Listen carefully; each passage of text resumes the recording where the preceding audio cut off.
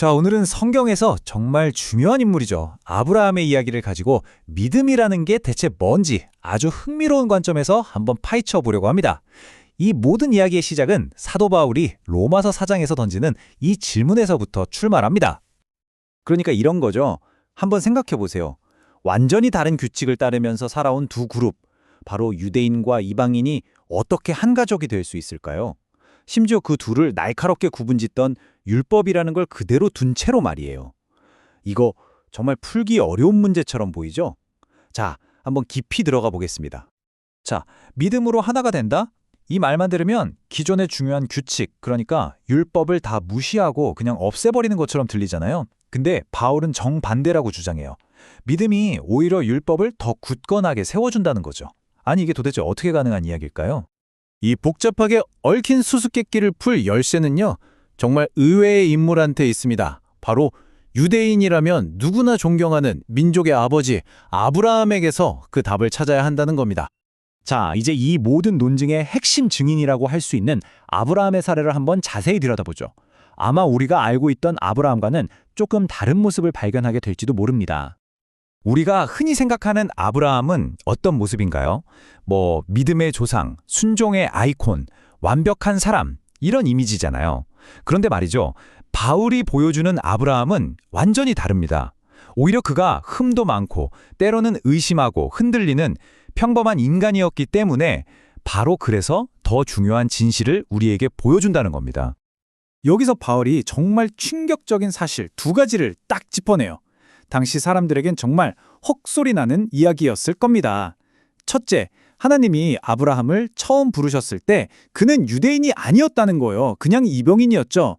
그리고 둘째, 아브라함 시대에는 우리가 아는 그 모세의 율법이라는 게 아예 존재하지도 않았다는 겁니다. 율법은 몇백 년 뒤에나 생기거든요. 아니, 유대인도 아니었고 율법도 없던 시대의 사람인데 대체 아브라함은 뭘 근거로 하나님께 의롭다, 즉 옳다고 인정받을 수 있었을까요?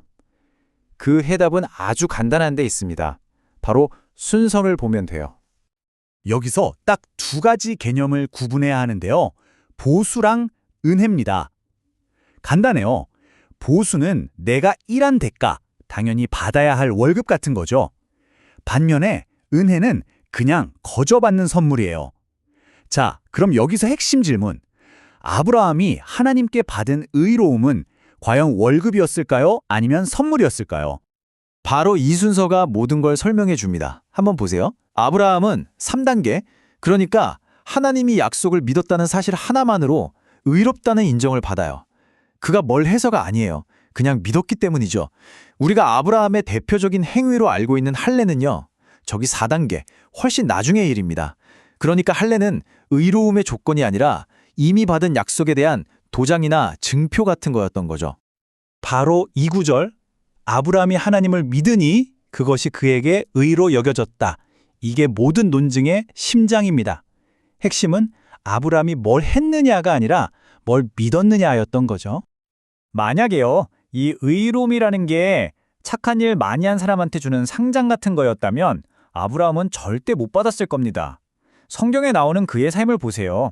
완벽과는 거리가 멀어요. 아내를 누이라고 속이기도 하고 하나님의 약속을 의심하기도 하고 두려움에 빠진 적도 많았죠. 자, 이 주장의 쐐기를 받기 위해서 바울이 또 한 명의 증인을 법정으로 불러옵니다. 유대인들이 아브라함만큼이나 존경하는 인물이죠. 바로 다윗 왕입니다. 그 위대한 다윗 왕도 마찬가지였어요. 우리가 잘 알다시피 그는 정말 큰 죄를 지었던 사람이잖아요. 그렇기 때문에 그는 진짜 복이라는 게 완벽한 사람에게 주어지는 상이 아니라는 걸 누구보다 뼈저리게 알고 있었습니다. 그래서 다윗이 노래하는 최고의 복은 상을 받는 기쁨이 아니에요. 오히려 그 반대죠. 내 모든 잘못과 죄가 깨끗하게 용서받고 더 이상 나를 정죄하지 않는다는 사실에서 오는 그 엄청난 자유와 평안. 그게 진짜 복이라는 겁니다. 자, 그럼 이제 이 모든 조각들이 모여서 어떤 그림을 만드는지 한번 보죠. 아브라함도 다윗도 모두 흠이 많은 사람들이었는데 만약 하나님께 인정받는다는 게 이런 사람들에게도 주어지는 선물이라면 이건 우리 모두에게 대체 어떤 의미가 있는 걸까요? 여기서 복이라는 단어의 의미가 완전히 재정이 됩니다. 우리가 보통 생각하는 복은 뭐예요? 건강, 성공, 돈 이런 거잖아요. 근데 여기서 말하는 진짜 복은 그런 게 아니에요. 내 상황이 어떻든 간에 나는 이제 하나님의 가족이다 라는 그 소속감, 그리고 거기서 오는 평안함, 바로 그 상태 자체가 복이라는 겁니다. 결론은 아주 명확해졌습니다. 아브라함은 특정 민족만의 조상이 아니라 믿는 모든 사람들의 조상이 된 겁니다. 유대인이든 이방인이든 상관없이요. 그러니까 하나님의 가족이 되는 조건은 이제 더 이상 혈통도, 율법을 지키는 행위도 아닌 오직 단 하나, 믿음이라는 거죠. 드디어 맨 처음에 수수께끼가 풀렸네요. 믿음이 어떻게 율법을 파괴하는 게 아니라 오히려 세우냐고요? 바로 이렇게요. 믿음은 율법 그 자체만으로는 절대 할 수 없었던 일, 그러니까 전 세계 모든 민족을 하나의 거대한 가족으로 만들어내는 율법의 궁극적인 꿈을 이루어주기 때문입니다. 자, 이제 이 이야기는 우리에게 마지막으로 이런 강력한 질문을 던집니다. 한번 생각해 보세요.